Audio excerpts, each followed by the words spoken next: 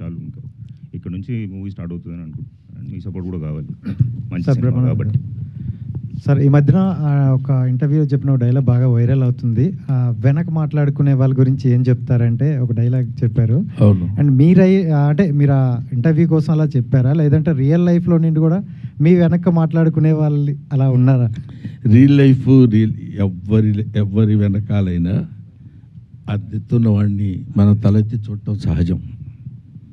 మీ లైఫా, నా లైఫా, ఇంకో వాళ్ళ లైఫా, లైఫ్లో ఎవరి లైఫ్ అయినా అది అది అది వెనకాల మాట్లాడుకునే వాళ్ళ తప్పని కూడా నేను అంటలేదు సార్. పాపం వాడు ఏదో మాట్లాడుకోవాలి కదా, ఆ మాట్లాడుకున్న దానిలో మన గురించి కొంచెం కొంచెం హార్ష్గా మాట్లాడేసరికి వెనకవాడు రోడ్డు మీద నడుస్తుంటే, ఏనుగు నడుస్తుంటే కుక్కలు అరుస్తాయి, అలాంటి పిచ్చి మాటలు కూడా వద్దు సార్. ఎందుకంటే అవి అరుస్తూనే ఉంటాయి, వీళ్ళు వెళుతూనే ఉంటారు. ఎక్కడ ఏది time and tide doesn't wait for the man. మన కోసం ఏది ఒక క్షణం ఆగదు. వాళ్ళు అలా అనుకుంటారు, వీళ్ళు ఇలా అనుకుంటారు. డెస్టినీ ఎలా ఉంటే అలా జరుగుతుంది. లాస్ట్ టైం కూడా నేను అదే చెప్పాను. కాబట్టి చిన్న చమత్కారంగా చెప్పడానికి ఏంటంటే, మనం నిజంగానే వెనక మాట్లాడుకునే వాళ్ళు 190 మాట్లాడుకుంటారు. అవన్నీ మనకెందుకండి? వాడు ముందుకు వచ్చేసి ఏంటా నువ్వు చేసింది అన్నాడు అనుకో, ఏంటి నేను చేసింది అని అడగడానికి ఉంటుంది. అది అందుకనే అది చెప్పాను. అది చాలామంది అడుగుతున్నారు, చాలా బాగుందండి మీ ఇంటర్వ్యూ రా టాక్స్లో అని ఏదో చెప్పారు. నేను చెప్పాను తప్ప మళ్ళీ నేను చూసుకోలేదు.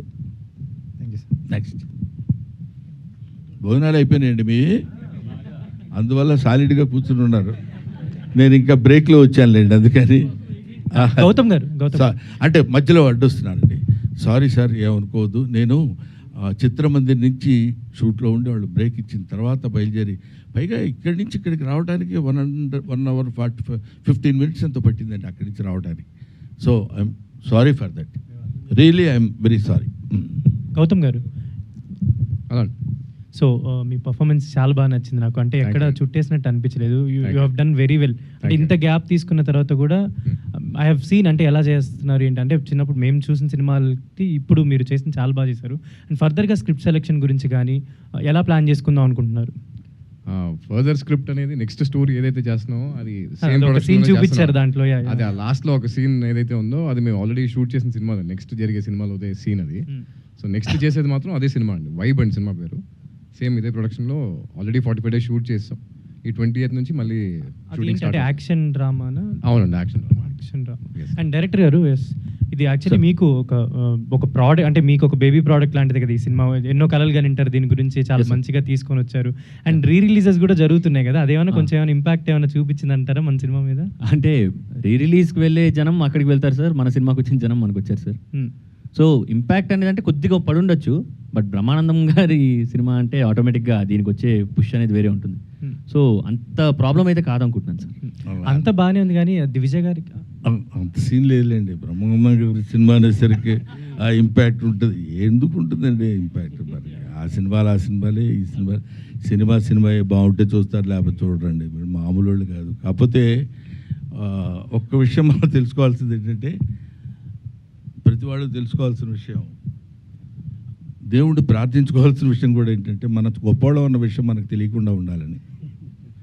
అది దేవుడికి ముందు అందరం మనం మెచ్చుకుంటే, నేను ఎంత గొప్ప ఉండొచ్చు, నా లోపల గొప్పతనంతో భుజకీర్తులు తగిలించుకుని భుజాల మీద పెట్టుకుని వచ్చానుకోండి, పుళ్ళు పడతాయి తప్ప అవన్నీ తీసి పక్కన పెట్టి బీ ఏ హ్యూమన్ బీయింగ్, హాయిగా ఉంటుంది. నేను వాళ్ళ ఇన్ని సంవత్సరాల తర్వాత మీకు ఒక చిన్న విషయం చెప్తున్నాను సార్. నేను sincerely square on my profession I'm telling, నాకు ఇంత ఆదరణ ఉంటుందని నేను ఎక్స్పెక్ట్ చేయలే.